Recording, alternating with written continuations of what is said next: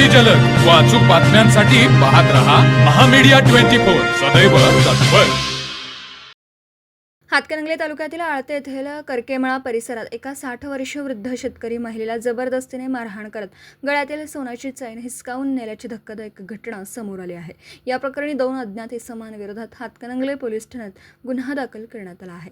आळते येथील नागोबा माळ परिसरात राहणाऱ्या श्रीमती शारदा श्याम कोळी वय वर्ष 60 या करकेमळा येथे शेतात भांगलणीच्या कामासाठी गेल्या होत्या। काम आटोपण घरी परतत असताना आपण शेतात खुरपे विसरल्याचं त्यांच्या लक्षात आलं। त्या पुन्हा खुरपे आणण्यासाठी मळ्यात गेल्या आणि खुरपे घेऊन परत येत असताना शेजारील ऊसाच्या शेतातून 2 अनोळखी इसम अचानक बाहेर आले। या अज्ञात चोरट्यांनी शारदा कोळी यांना गाठून त्यांच्या गळ्यातील सोन्याची चैन जबरदस्तीने हिसकावून घेण्याचा प्रयत्न केला। त्याला विरोध केला असता चोरट्यांनी वृद्ध महिलेला लाथाबुक्क्याने बेदम मारहाण केली आणि सोन्याची चैन घेऊन ऊसाच्या शेतातून पळ काढला।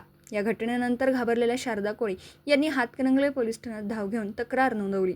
दिवसाढवळ्या घडलेल्या या घटनेमुळे आळते परिसरातील शेतकऱ्यांमध्ये भीतीचं वातावरण पसरलं आहे। पुढील तपास उपनिरीक्षक विनोद पिलाने करत आहेत।